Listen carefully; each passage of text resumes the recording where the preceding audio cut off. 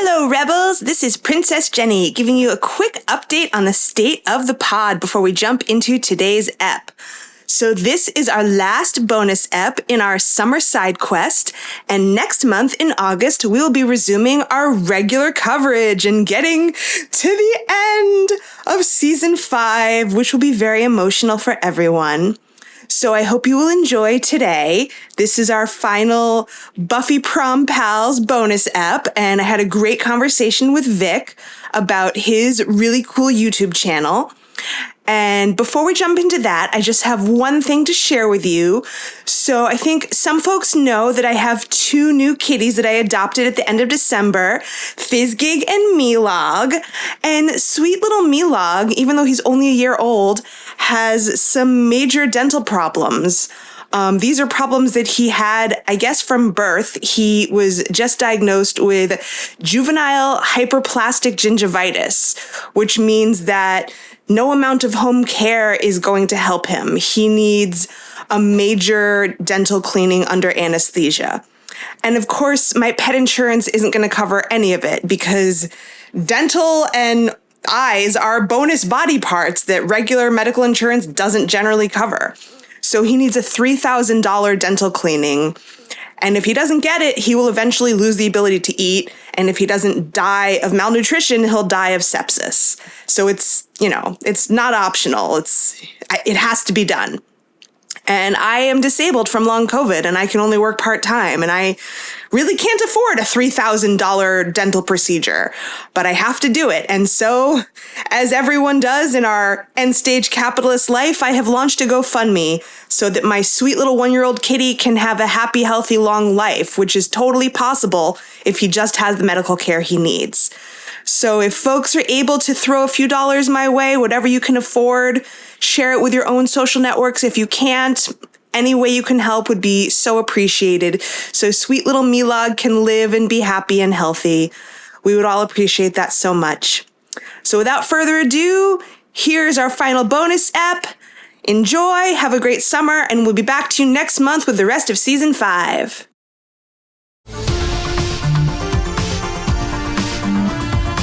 Hey friends, and welcome back to Hey Adora, your Queer She-Ra podcast. I am Princess Jenny, she, her, and with me today is an awesome special guest. I am Horde Scum Vikram, or Vic, he, him. Awesome. Welcome, Vic. We are now completing our Buffy Prom Roommates Buddies series. I'm so happy to have you with us, Vic. Yeah, I'm happy to be here. Yes. So everyone, a little bit about Vic. Vic Ramani is a transgender writer, video essayist, and streamer with a love for stories and nerdy media. So nothing like us. So different. So different.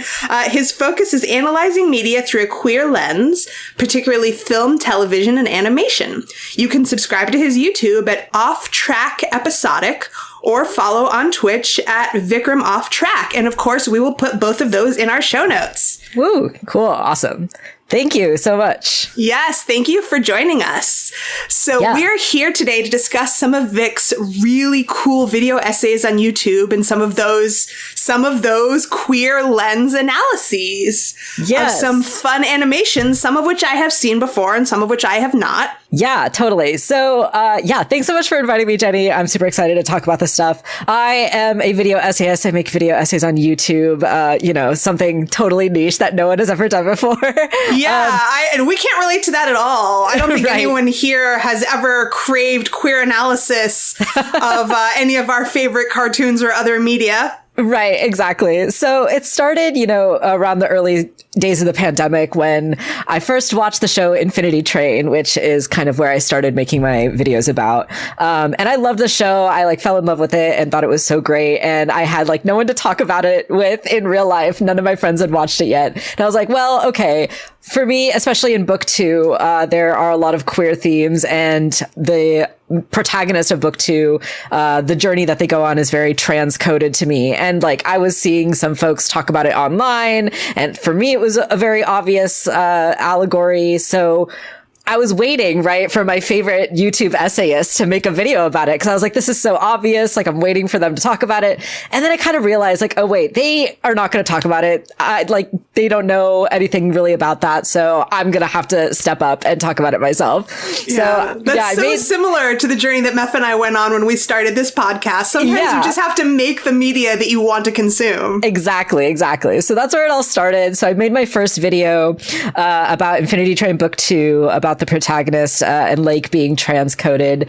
And I loved it. I love that video. Thank you. I'm really still proud of it. It's funny looking back on it. Like, it's one of my first videos, but I'm still quite proud of it. And I made that video. It did pretty well at first, and then kind of randomly a couple months later, it started like picking up more views and everything. So that's kind of how my channel kind of got started, with that video at first. And so it's been really cool to see the reaction to it. You know, a lot of queer people saying like, oh yeah, like I saw this too, or even some people saying like, oh yeah, that's why I related to that character so much. Like, you made it all make sense. And I even had like a couple comments say like, oh, I came out to my mom and showed her this video to like explain it to her, and that was like really sweet and really touching. So yeah, really awesome to see some really great reactions to it. And then made a couple more videos about Infinity Train after that, kind of analyzing different characters and whatnot. The show unfortunately got canceled before it could finish its story, which is really tragic. But the 4 seasons that we have of it so far are still really great, still really worth watching. And also with Your Fav is Trans, I first made that video, and as I was writing it and as I was conceiving it, I thought that it made a lot of sense to kind of continue it as an ongoing series. Unfortunately, I just haven't had the prioritization or time to work on videos as much, but I have so many ideas and a list of characters in mind that I want to eventually write about and talk about. I actually even have a script pretty much written out about it. If you've watched the Spider-Verse films, the second Spider-Verse film is very focused on Gwen, Spider-Girl, and a lot of people read her story is also very transcoded, and there's a lot of trans color imagery in a lot of her scenes. And so I figured I would talk about that. So that's another one that I'm planning in the near future. But also, older shows Danny Phantom was an old show that I watched back in the day. I think a lot of trans people saw themselves in that character. Steven Universe is one of my favorite shows of all time that I definitely want to make a video about eventually too. I think that is also a very queer coded, trans-coded show in general. And then of course She-Ra as well. I really want to make a video about. I first watched She-Ra a few years ago. I was kind of late to the party, but I really enjoyed it. It's one of my favorite animated shows for sure. And so I'm so excited to have found your podcast too, because I want to go back and listen to all your episodes, because I think that obviously there's the kind of queer story that's kind of very in your face, right? Between She-Ra, Adora, right? Yeah. Adora and Catra.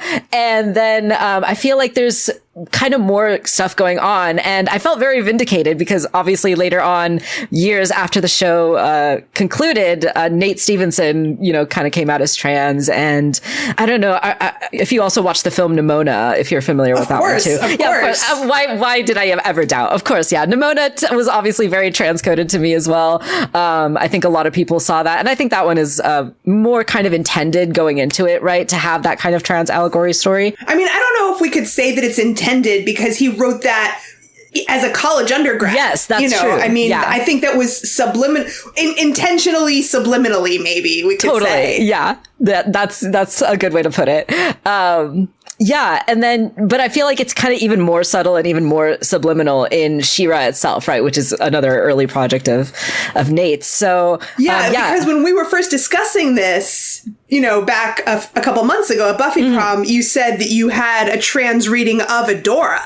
Yes. And that's the character that you have in mind. So I'm really excited, because there isn't a video yet made about it. I'm really excited to hear your trans reading of Adora. Yeah. I definitely want to rewatch the show so that I can kind of get my specific pieces of evidence and whatnot. Yeah, but, I know this is not your formal presented, piece around it. I'm sort of putting you on the spot here, but I'd love to just hear some initial thoughts. Yeah, totally.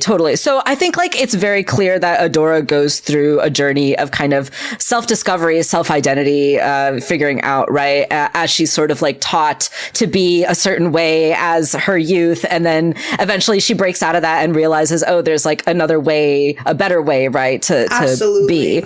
And there's definitely some queer allegory in that as well. And I feel like there's also something interesting to me about like the transformation aspect of it too. Like, you know, she physically transforms her body and her image into something different as she becomes from Adora into She-Ra. And I feel like that transformation aspect, you know, it's something I talk about in another one of my videos, which, you know, we can maybe touch on a little bit later, with Wolfwalkers. With Wolfwalkers? Yeah. So, but, you know, I feel like a lot of queer stories and a lot of trans stories in particular have this element of transformation, of body transformation that, you know, was really kind of very glaring to me the first time I watched She-Ra. I was like, oh, this is really cool, right? And obviously that's something that is kind of carried over from the original show, you know, the superhero aspect of it, right? The magical girl transformation. Right. I mean, that is a trope. Yes, exactly. But I think it's so cool that someone like Nate could see something like that and bring his own experiences into it and bring his own like storytelling into it and imbue those queer themes into that, which is already pretty queer to begin with, but, you know, kind of bring it more to the forefront, which I think is really great. Make it less subtexty and a lot more main texty. Right, totally. And then another kind of theme that I notice a lot in queer media is the trope of like found family and, you know, building your community. And I think like it's very interesting to me to see Adora's journey of self-discovery kind of be done through the development of her relationships with other people, right? Like her relationship with Glimmer and Bo in particular, as she's like realizing how she wants to be around these people that she is coming to know and understand and respect. And then figuring out like who does she want to be in relation to that. And also then later on with Katra, right? Like she's trying to figure out like what is her relationship with this person who at one point like represented something from her past and is now also going through a transformation, right? And then what is the relationship turning into? So I think like that's another very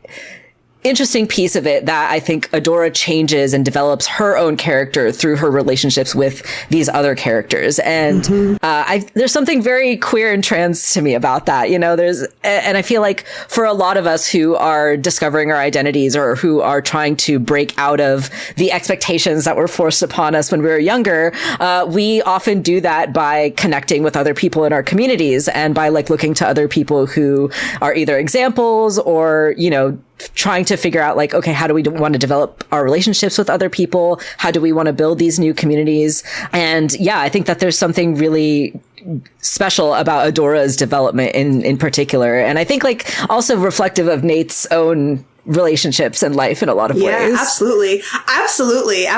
I love all of this. And I think that queerness and gender aren't the only factors in, you know, establishing your own identity when you're, and I think a lot of queer people, regardless of how your gender journey emerges, experience trauma and sort of like when you're coming out of your community of origin, your family of origin, and you're finding your found family and your chosen family, and you're realizing that all of those toxic patterns that you had to adopt as a survival mechanism in your early life trauma, you don't have to cling to those anymore. And establishing new relationships with people who don't enforce those types of behaviors that you've been conditioned into through your trauma as a survival mechanism, like they will still love you even if you don't, you know, behave in ways that serve them. Right. You know, these rigid behavior patterns. Yeah. It's like, oh, you have to behave, you know, like in Wolfwalkers. Yes, exactly. It's like you have to behave only in these certain rigid ways or you will be rejected by your family, by your society. Yes. And then, you know, and then when you come out as queer, it's not just about like, oh, maybe my gender isn't really my gender and maybe I really feel like I have a different gender expression. That could be a part of it. And also, or it can also be, oh, you know, I don't only have to be a caretaker. Maybe I'm not at odds with my gender, but maybe I don't have to only take care of everyone and ignore my own needs forever. Maybe that's not who I want to be and what I want to do. And that doesn't necessarily have to be about a gender journey. It can also just be about coping with trauma and having to be a certain way to fill your community's needs. And they see that as being bound up in gender roles, but you can like decouple it from being a gendered experience of your life. And a lot of it, I feel like, you know, so many of the shows that we love as queer people have such deep relationships with trauma. Totally. And I love that video, the other video that you made about Infinity Train that follows Amelia and her trauma journey. Yeah, totally. I think, you know, this might be like kind of tangentially related, but a kind of a comment I get a lot, like a more negative comment I get a lot is kind of, you know, oh, you're reading too much into things, like, oh, it's not really what you are reading into it. And I take issue a lot with those kind of comments because like everyone is, you know, deserving of their own interpretation of things, right? Like art is meant to be consumed by the reader, by the consumer. And seen in that way. And, you know, when it comes to like my queer readings of things, right? Like I'm not trying to say like this is like the one and only kind of like thing to do, right? That's never the case with anything. Yeah, absolutely. And so I think like it is really kind of a testament to the storytelling itself that these kind of like queer themes can be there, but also be about trauma and also be about like self-identity in other ways and breaking from expectations, you know, in breaking behaviors and patterns in other ways. And I think like that's such a beautiful way to kind of connect people and for people to be able to empathize and look across the aisle and say like, oh yeah, I've had similar experiences. This I might not be, you know, queer or trans, but I've had experiences with trauma or I've had experiences with, you know, trying to break out of expectations. And now I can understand through like these characters that, you know, are not explicitly trans, but go through these journeys. I can understand what these characters are going through and therefore develop some empathy, right? For people who go through those journeys. That's the whole point of art. It's never just one thing. That's, you know, multiple layers of signification. That's always the point of art. You can never claim that it just means this one thing and nothing else. Yeah, absolutely. And if you see yourself in a piece of art, whether it's, you know, a piece of media, a piece of visual art, a piece of music, whatever it is, if you connect to it and you're saying, oh, it means this to me, nobody can tell you that it doesn't mean that. Absolutely. Even the creator. No, absolutely. And that's actually like one of my favorite things about Owen Dennis, who's the creator of Infinity Train, is he's a real big believer of like death of the author. And so he's so funny whenever you ask him about like, oh, what happened to Tulip after she left the train? Like what happened after book one? He'll say like, oh yeah, she like died in a kayak accident like a month after that. Like he just like will say all these really morbid things. And it's his way of saying like, you know, it doesn't matter what I say, right? Like you take your story and your interpretation of it and run with it, right? Because I'm gonna just like say whatever, which is really funny to me. But I really respect that. I think like that's a great way to like approach your stories and approach your storytelling as a creator. And you know, I had the privilege of actually getting to speak with him a little bit at an event a little while ago down in LA. And you know, I asked him, you know, what do you think about these like queer interpretations and these readings that people have? Because a lot of people also interpreted the relationship between the two protagonists of book 4 to be kind of a gay relationship or to have some sort of homosexual subtext there, which I certainly do because I'm just like built like that.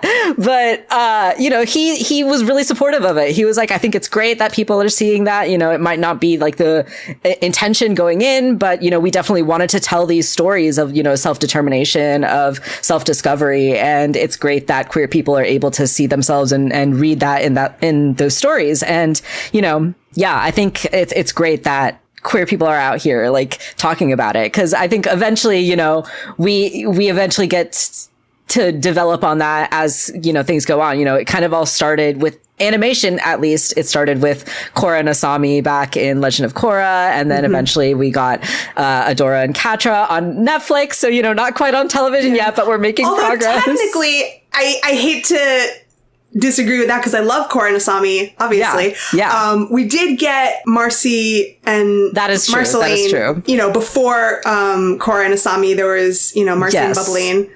But I think they eventually like kissed much later, if I remember correctly.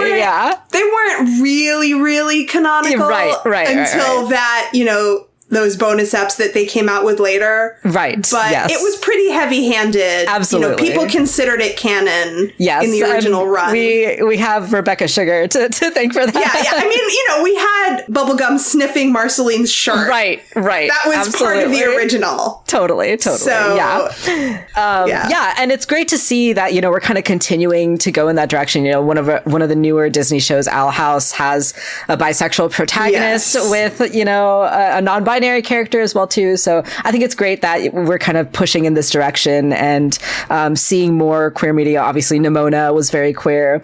So I'm excited to see more. I'm excited to see more trans protagonists, queer protagonists, both subtextual and super textual, right? I think we can definitely keep pushing in that direction. Yeah, even Bluey had a blink and you'll miss it queer family moment. Oh, really? In the That's final awesome. In the final episode of the third season, which I don't know if that was the final season or if they're going to have more.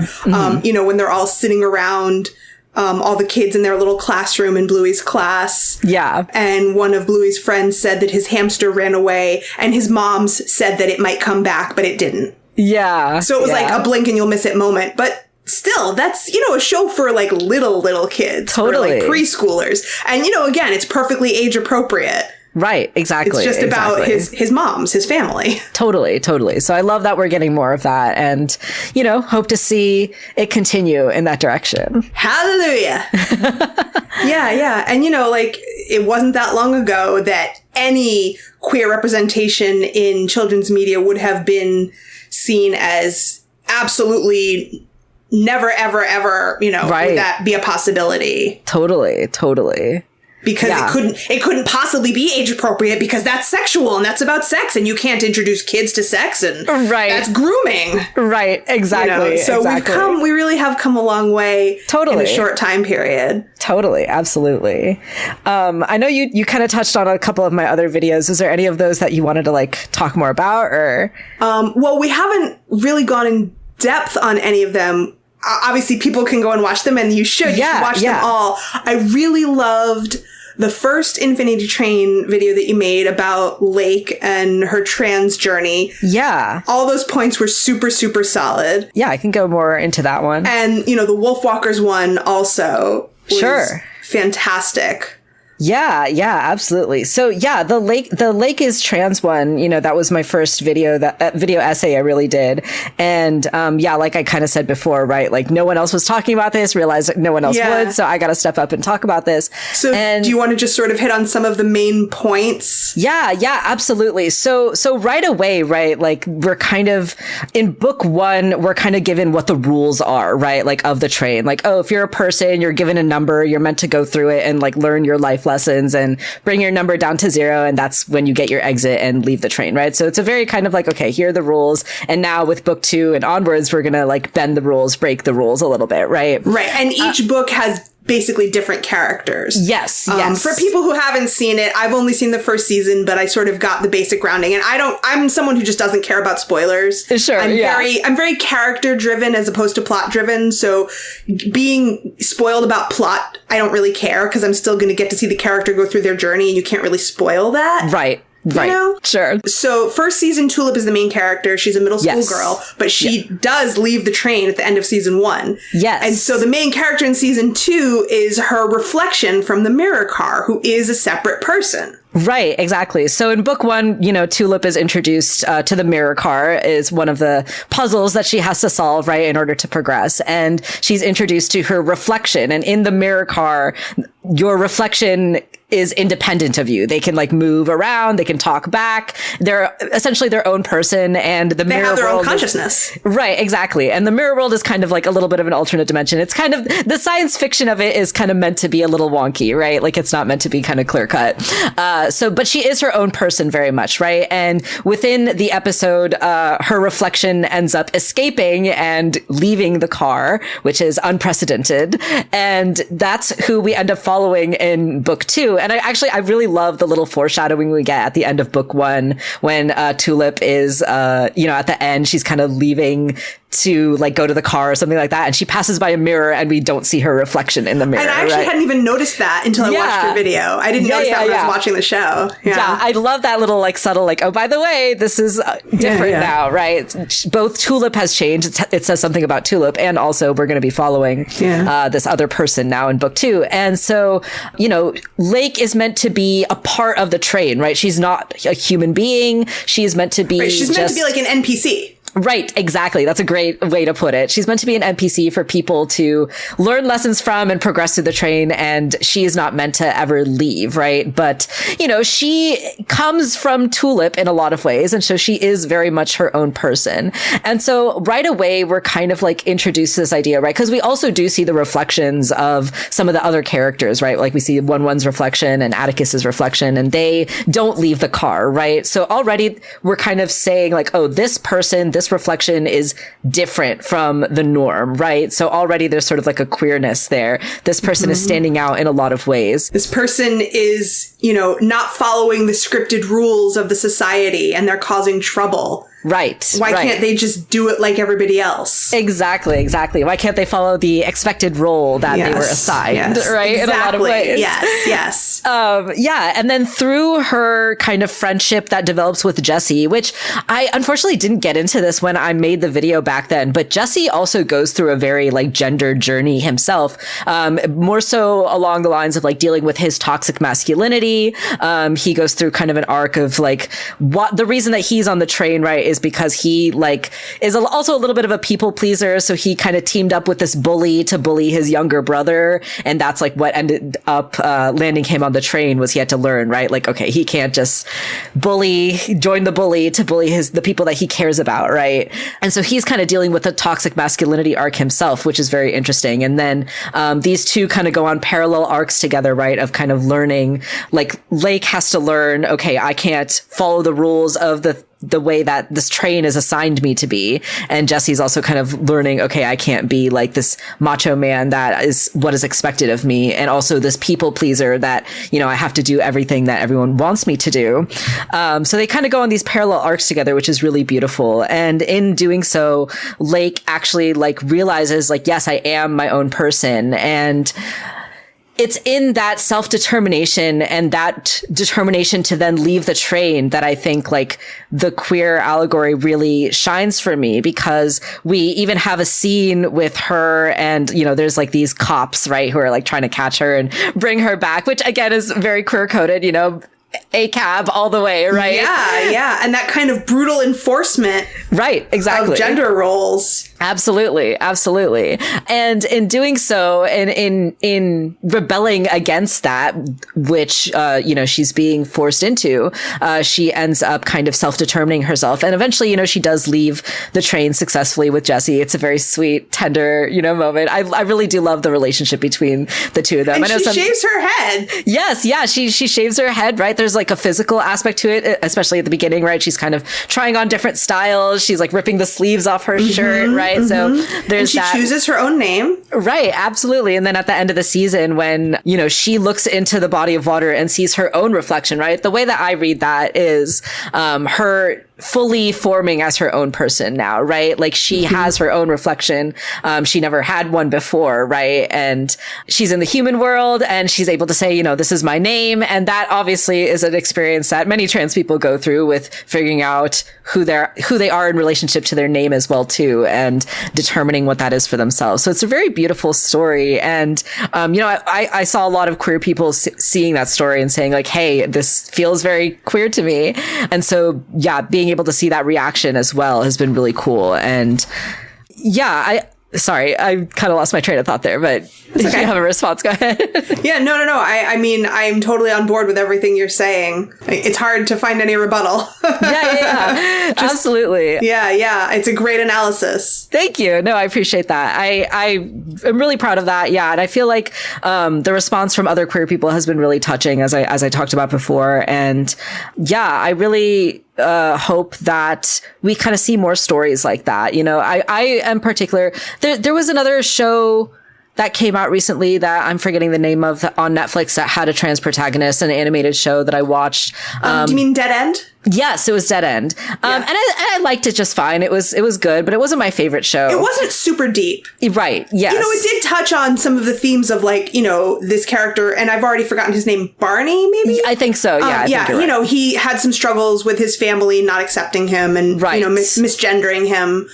But, it wasn't super deep on his relationship with his family. He mostly was just sort of he worked at this haunted amusement park and his wacky adventures with his newfound family and with his best friend. Right. And of course, not all trans stories have to be super deep or anything like that, right? Yeah, of course. I think the more trans stories we get, the more we can have a variety of different things. Exactly. And that's something that we touched on when we talked about Double Trouble on She-Ra and the fact that, we love Double Trouble. They're a great character, but it's a little unfortunate that if you're only going to have one non-binary character, that they have to be this trickster trope. Yes, and this alien, non-binary non-human. Yeah. It's and the problem is that there's not enough representation, that it wouldn't be a problem if it was just one drop in the ocean. Exactly. But since there's no other non-binary characters, in children's media, it's if this is the only one and they have all this weight on their shoulders of having to represent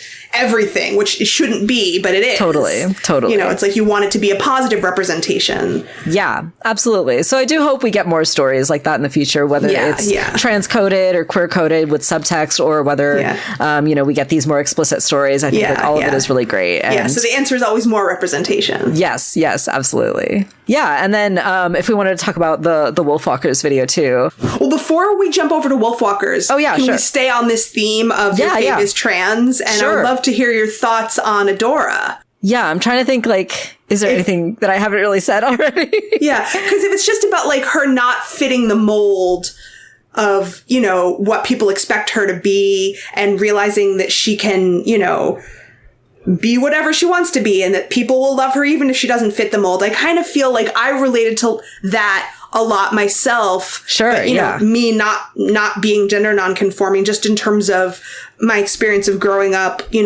with a lot of trauma and having to fit myself into the mold of what served my family because there was so much trauma and so much dysfunction. It's you need me to be this because otherwise everything will fall apart. And I have to bend over backwards to, to be the caretaker, to be the one that's always okay, to be the one that will be in charge of everyone, and that is the only way you can be, because it's what's expected and it's what's needed.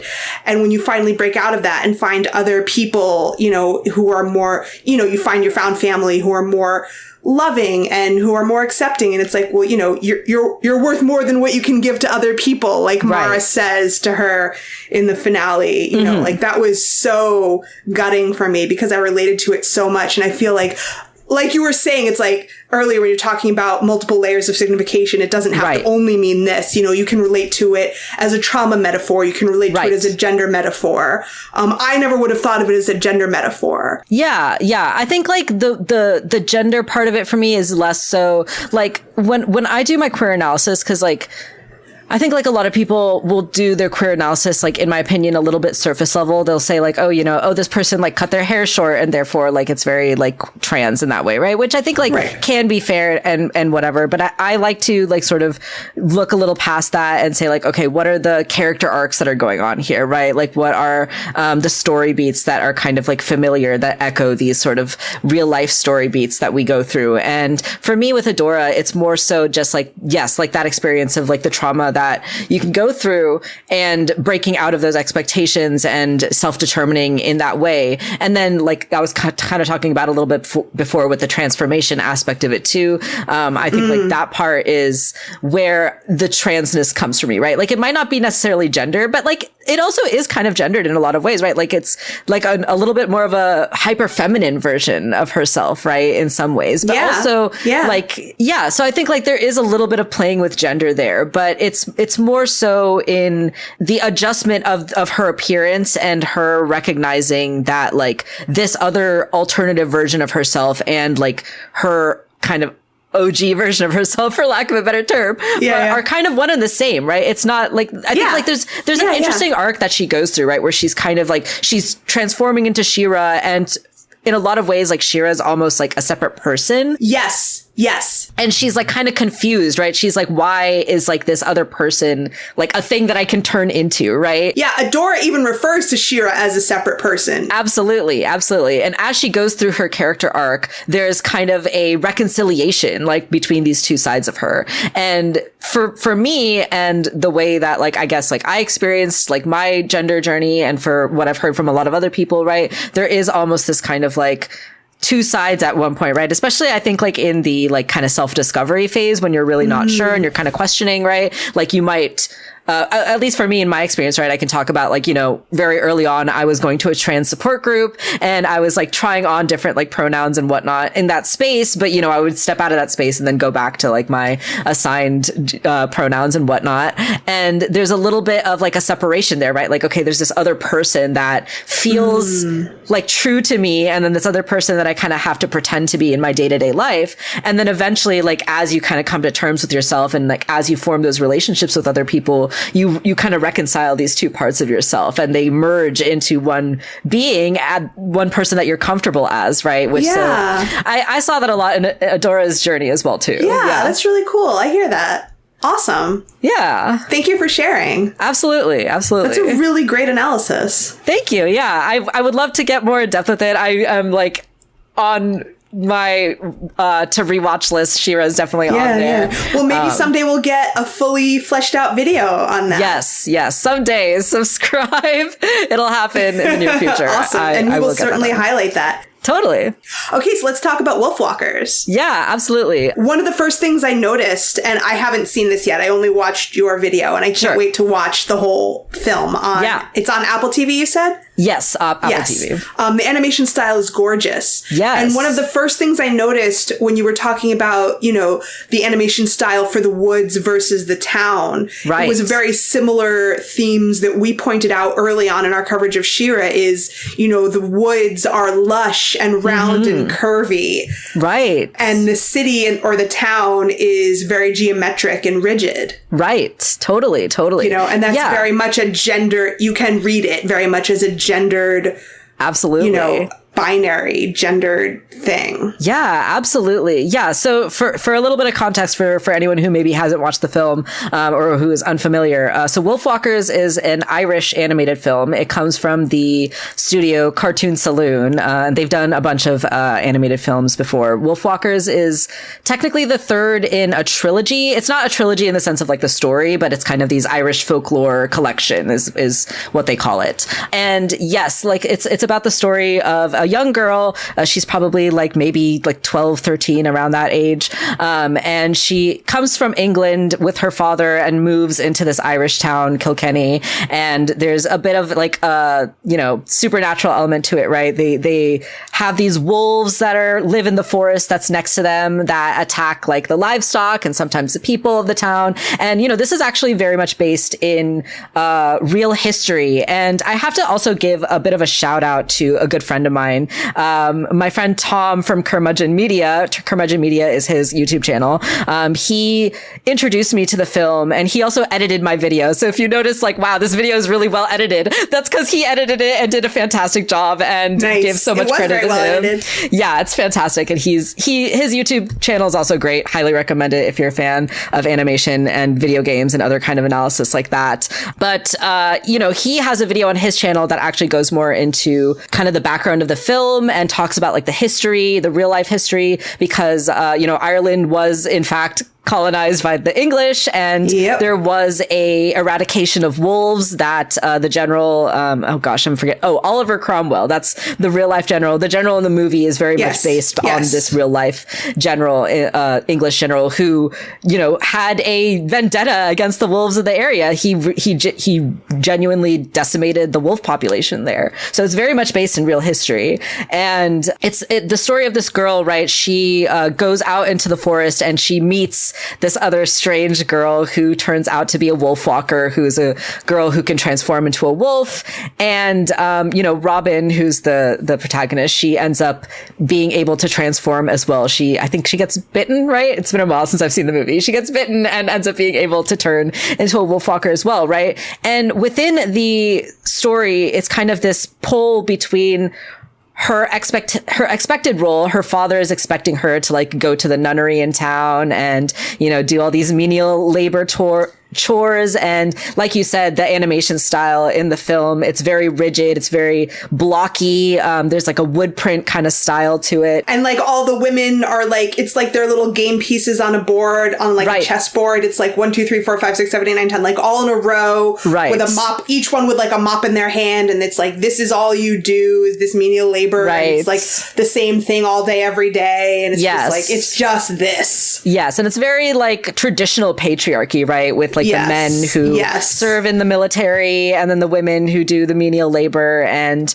that's kind of very rigid gender roles. It's very kind of explicit in the film. And then the Woods and the Wolfwalkers are very feminine, right? You know, Maeve is a girl and Mole, her mother, is very maternal, right? So there's already kind of a gender dichotomy there. Mm-hmm. And the animation style is very lush and beautiful. And, you know, it is somewhat like the Whispering Woods and She-Ra. Yeah, it's somewhat like, you know, the Spirit World and Legend of Korra and the forest in The Last Unicorn, you know, like beautiful magical forest, you know, full of enchanted things. And you can see like the sketch lines, right? Like it's like not, it's like very kind of messy and loose, right? Like it's very beautiful and it gives you that sense of freedom, right? It gives you that sense of like, oh, I'm not confined in these like rigid blocks anymore, right? And there's like a very beautiful sequence in the film that's animated by the famous James Baxter, of the two wolf girls like running through the woods with the song playing in the background. It's really great. And, you know, it gives you that sense of like freedom of like, okay, I'm like being true to myself and like not confined by these like rigid expectations and rules anymore. Right. And she goes through kind of a conflict with her father, right? She wants to like be free. And he says like, no, these wolves are dangerous. We have to like kill them all. Right. The general is saying we got to kill them all.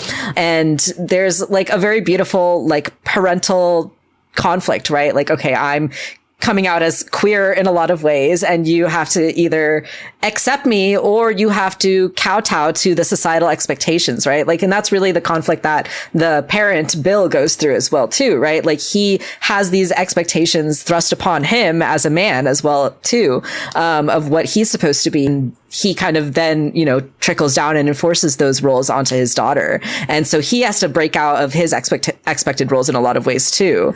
And I got this sense, and I mean, I haven't seen it, so I could be wrong about this, but I got the sense that his reaction to her and the way that he kept trying to like police her to be like, no, you can't be that, you have to be this, was that he was trying to protect her from the consequences that would be brought down on her from, you know, the overseer. Absolutely. And that's the really beautiful thing about it, is that he's doing it from a place of love. He's doing it from a place of like, I don't want anything bad to happen to you or to us. And that is so familiar to so many queer people when it's like your parents and your family become your first bully, but they think they're helping you because it's like, I have to protect you from the real consequences that you're going to face. Right.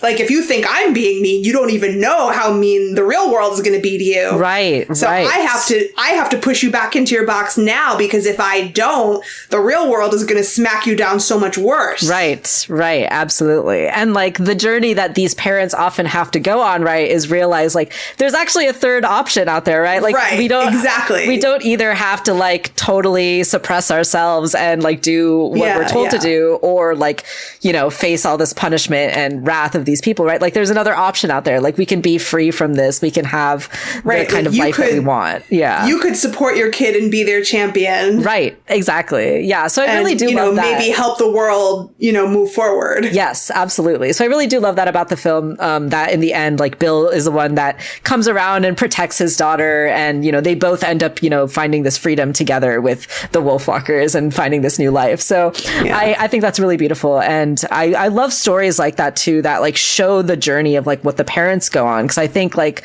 you know, obviously there's a lot of stories of parents like not being accepting, but I think it's really beautiful to show what an example is like of a parent. Like, hey, they do have good intentions. They do want to like love and protect their child, but maybe their methodology is wrong, or maybe their understanding is incorrect, and really showing like what is it like for the parent to deconstruct that as well too. They have a journey to go on as well. Right. Absolutely. And I really love the film. I think like it's also one of those films that, like, we talked a little bit about the art styles, right? But it really uses like the medium of animation to like its full potential, right? Like with the different art styles and with the framing and the way that it looks visually. It's really such like a visual treat for the eyes, and such a beautiful film. And I think like everyone should watch it. It's super underrated. It got nominated for an Oscar back in, I think, like 2020 and didn't win. I think the Pixar movie that was there at the time ended up winning, and I'll forever be bitter about that because I think Wolfwalkers is just like such a fantastic film and deserves like all the praise. Well, I never follow award shows because they generally never pick anything that I would pick, and I just absolutely think that it doesn't matter. For sure. Absolutely. But of course, it would be nice if the ones that we thought are great actually won awards. Yeah, absolutely. Was there anything else? Let me think if there's anything else that I have to say about that. But if you have any questions, like, let me know. No, I mean, I think you pretty much nailed it. Yeah, cool. Yeah, it was visually stunning. I agree. Especially the scenes where they showed them wolf walking. It seems like they were also like wolf spirits part of the time. They weren't like fully embodied. Right. Like they left their bodies behind. Right. When they become wolves. So those sequences they were sort of ethereal. Yeah, absolutely. They had a heightened sense of magic and freedom. Totally. It was very beautiful. Yeah. And I really love that about that film as well too. And you kind of touched on something that like I've thought a lot about like, a lot of people like kind of ask the question, right? Like, why are people trans? Like, why are people gay? And I feel like just sort of asking the question in and of itself is kind of already a flawed premise, right? Like, when people ask me stuff like that, I just flip it back. I'm like, why do you like chocolate ice cream and not vanilla ice cream?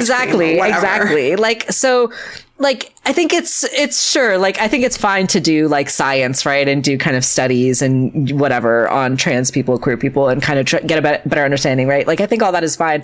But I think that there is like this spiritual aspect to it, right? This kind of like deeply kind of human magical thing about it that is kind of hard to explain. And that's what I love so much about like the medium of animation and the potential it has for storytelling, because it can kind of evoke these feelings of spirituality, of magic in these ways that can, hopefully evoke that feeling and kind of get an understanding of like, this is what it feels like to feel that freedom, to live in that authenticity. It has that similar feeling of being free from my body in a lot of ways. Right. And, I think like Nimona also did that really beautifully too. Wolfwalkers does that amazingly. So yeah, I think like that is such a beautiful potential of animation to tell those stories in that way.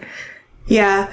Another one of the points that I liked in your video, and I didn't get a chance to watch it all the way to the end, was, when Robin has her first experience of becoming a Wolfwalker, she doesn't really get to enjoy it because she immediately has to deal with the townspeople in her town. Right. Rejecting her and being afraid of her. Right. So, that's mirrors the experience of queer and trans people, particularly trans people, being rejected and scorned by society. And so then mainstream society can point around and say, oh, being trans is bad because trans people are miserable. Right. It's not a good way to be. And it's like, well, if you took away the conditions of the society that scorn and reject you, it wouldn't be bad. Exactly. And something that like the film does really beautifully with that too is like the allegory that I read into that, right? She's obviously being feared and rejected for living in this alternative body, right? She's now in a wolf body. And this fear that people have, right? Like it's rooted in kind of these false traditions, right? Like there's like this mythos around wolves, like, oh, they're dangerous. Oh, they're going to like come hunt you and kill you and whatever, right? And it's like this kind of religious dogma that's being repeated by the leadership, by the generals and whatnot. And, obviously the wolves don't actually pose a real threat to the townspeople. They're not trying to like kill anyone. They're just trying to like live their lives and protect their territory and protect their homes, right? So there's also that like indigenous reading into it as well too. that fear of this alternative body is very much reflective, I think, of what you're saying, right? These fear of trans bodies. People say like, oh, trans people are disgusting, like they look so ugly or whatever, right? So there's all this like hatred that's really comes from this propaganda, right? And that hatred really is like a mask, though, in my opinion, right? So what it really is the fear about, right, is what do these bodies represent, right? And so for Robin, being a Wolfwalker represents this freedom. She doesn't have to live in these rigid societal roles anymore. And that idea of like, oh, people can be free is terrifying to the people in charge, right? Yes. So I think like, we see that a lot with, modern trans stories. I follow a lot of like trans news stories, particularly around like women in sports. There's like a couple of cases, even like kind of in my local area, of trans girls who are trying to play sports like in their colleges and in their high schools who are, getting shut down. And there's lots of like legal battles and lots of like forfeits, right? And just lots of drama and lots of horrible things happening. And my heart really breaks for them. But, there's like this fear, right? Of like, okay, what does it mean if we let trans girls play sports, right? Like, what does that tell us about the expectations of what we want from these types of people with these specific types of bodies, right? So that kind of fear of, well, what does that freedom mean? What does that entail? What are the consequences of that freedom? We're not ready to face that as a society. So therefore, we're going to continue to shut you down, right? Yeah, absolutely. Yeah. So I see a lot of that as well. Totally. I couldn't agree more. Otherwise, why would people have a fear of gay marriage even? Totally, yeah. Like, how does that affect you if two people who you have never met and will never meet marry each other? Right, exactly. But like, there's something, that's sacrilegious, right, to some people, right, about gay marriage. Like, there's a fear there. Right, but if it makes you feel like, well, wait, if other people don't have to follow these rules, yes, exactly, why do I have to follow them? Right. And if I have to follow them, then you have to follow them. But it's like, well, if you don't want to follow them, then don't follow them. Right. Exactly. If people feel threatened, the idea that it's like, well, my life only makes sense if I have a sense that the rules under my feet are solid. Exactly. Yeah. So people take those rules as law and then try to enforce it on others, right? And so then when other people break out of those rules, it triggers something in them, for lack of a better term. Yeah. And I mean, that's something that I saw a lot of in so many different ways when I was an undergrad, as a gender studies major and, studying semiotics, studying, like the basic science of assigning meaning to objects in society, assigning meaning to things. It's very unmooring when you realize that there is no fixed meaning to anything. Right. And that there's no objective reality. Right. Totally. It's very unmooring. Yeah, absolutely. And most people aren't really equipped to look into that gaping maw directly. Right. Absolutely. If you're going to go around with your daily minutia of, running on the hamster wheel of life. Yeah. You don't want to look directly into that too much. Right. No, I mean, like, that's why we have The Matrix, right? Which is like a very explicitly trans story, right? Like, are you ready to face reality? Are you ready to break out of the Matrix and like understand like actually there's another way of living, there's another way of life. So I think like you're right on the money with that. This is a bit of a big leap, but I also really loved the video you made about Infinity Train for Amelia, about her journey with trauma. Yeah, absolutely. It's funny. I found myself relating to that a lot more in terms of my journey with PTSD. Yeah. In terms of my childhood trauma rather than the loss of my mom. Yeah, totally. I thought about that a lot in terms of Legend of Korra is one of my favorite shows. Yeah. I've watched it probably hundreds of times. Awesome. Yeah. We love Korra. And I've actually just recently decided that I'm going to fill in the rest of my right arm with a Legend of Korra design. Oh, that's awesome. Based on episode 210, where she goes into the spirit world and becomes her inner child and heals her inner child, basically. Beautiful. And so I was thinking about that a lot when I was watching that video of yours with Amelia and her trauma and grief journey. Yeah. So do you want to talk about that one a little bit? And then I'll jump in. Yeah. No, Amelia is just like absolutely one of my favorite characters that I've like seen in animation in a long time. It breaks my heart that we won't ever get to see the end of her journey because they canceled the show. But what we've got from her so far, I think is already so like powerful and meaningful. And she is one of those characters, like, every season of the show follows a different protagonist, but she actually shows up in multiple seasons. So in a lot of ways, the story kind of focuses around her. And, in book one, we get the reveal, right? Like at the end of book one that, it's not actually this mechanical train conductor that's been doing all this. It's actually just a normal woman who like hijacked the train and is now kind of like making everything wonky and turning it in on itself.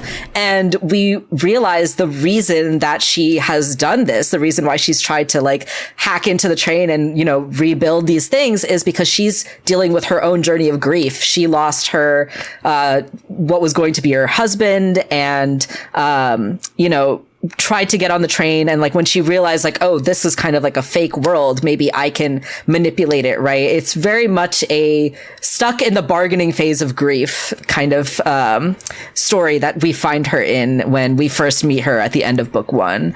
Earlier in the season as well, too, we do get flashbacks of her childhood, of her upbringing, and we kind of learn how she kind of came to be who she is.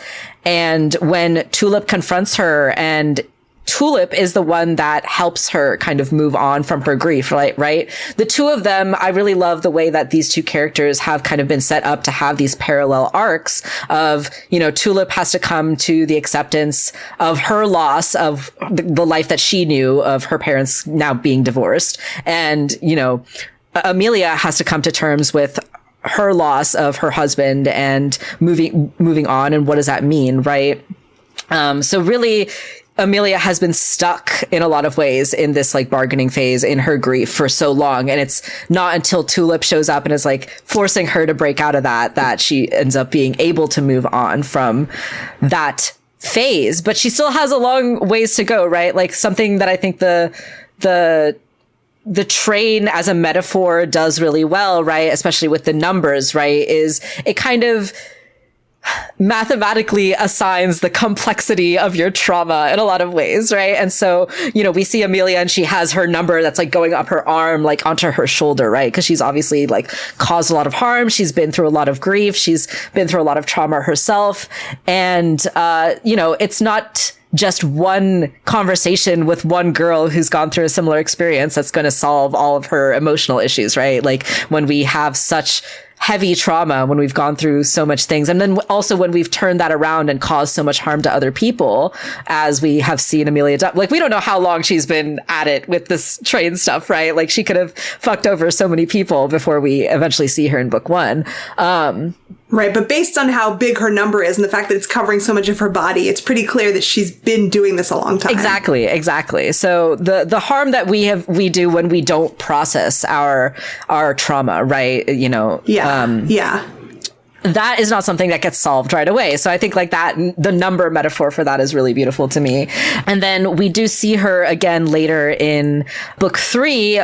We follow another set of characters who, book three, for a lot of people, it's their favorite book. And for a lot of people say it's the best written one. I tend to agree with that. It's really well done. But we follow, these two characters who actually have a misunderstanding of what the train is for. So the two of them actually think that number going up is a good thing. So they go around and they have like essentially collected these kids into like a cult, and all of them are trying to get all their numbers to go up. So they're going around like trashing the train cars, and they're like treating the denizens of the train as you put it nicely, as NPCs, right? So they're like, hey, we're gonna beat up this like carrot guy and take his stuff because like, oh no, our number is gonna go up and it's gonna be great, right? So that's kind of where we see them, and they go through a journey. There's like these two characters that they go through a journey of, well, are they going to face the truth and realize like, oh, actually this is a bad thing that we're doing, or are they going to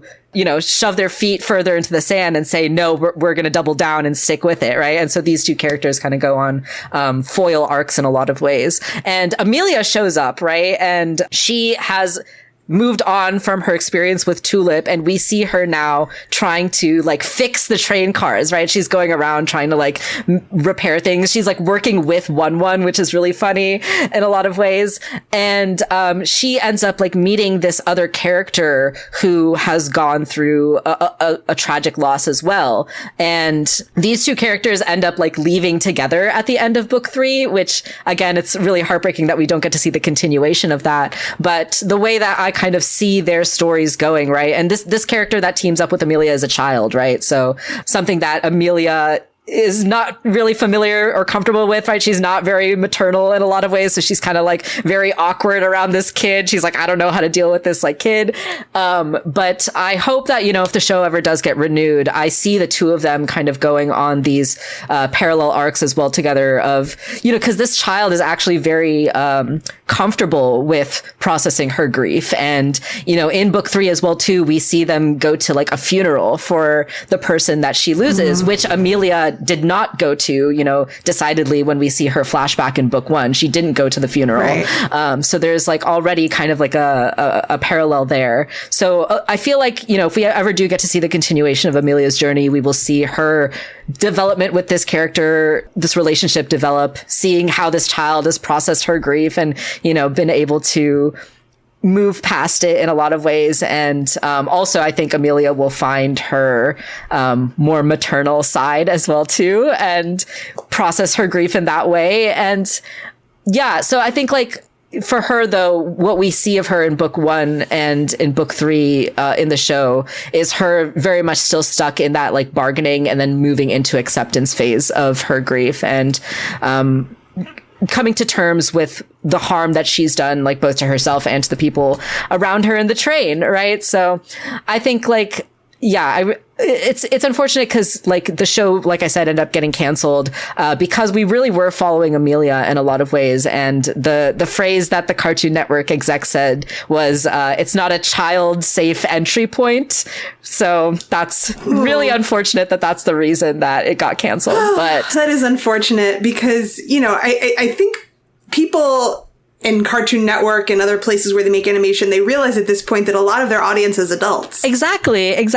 And especially Infinity Train 2, I think like really hit on this like very uncatered to demographic of like older teens, young adults, right? Yeah, that was never really a super kid-oriented show. Yeah, absolutely. Like even in book 2, like we see these like kind of gruesome scenes.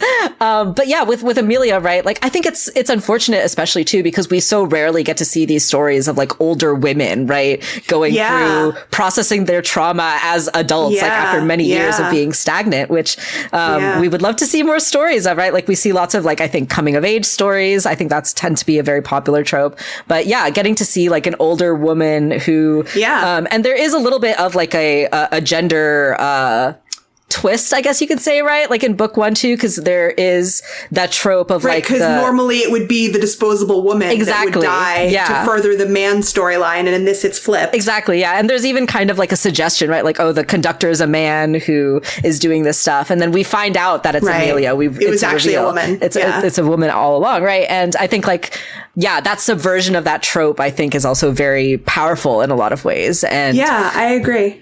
Well, this was great. Yeah. Thank you so much for being here with me. Absolutely. Thanks so much for having me. This was so fun. Well, folks, if you like what you heard and you want to help us start a new wave in indie animation, you can like and follow us on Apple Podcasts, Spotify, or wherever you get your podcast fix. You can also follow us at HeyAdoraCast on Instagram, TikTok, Facebook, and YouTube. And don't forget to give us your comments and reviews in all those places to help keep the conversation going. You can also email us at heyadoracast@gmail.com with all your thoughts and ideas for future bonus episodes. And of course, the best way to join the conversation is to join us on Patreon. When you become a member of the Rebellion, you get great perks like patron-only live watches, joining our Discord where you can chat with the rest of the fabulous Rebels, video hangouts, advanced playlists, and so much more. That's at patreon.com/HeyAdoraCast. And of course, you can find all of our stuff always at heyadora.gay.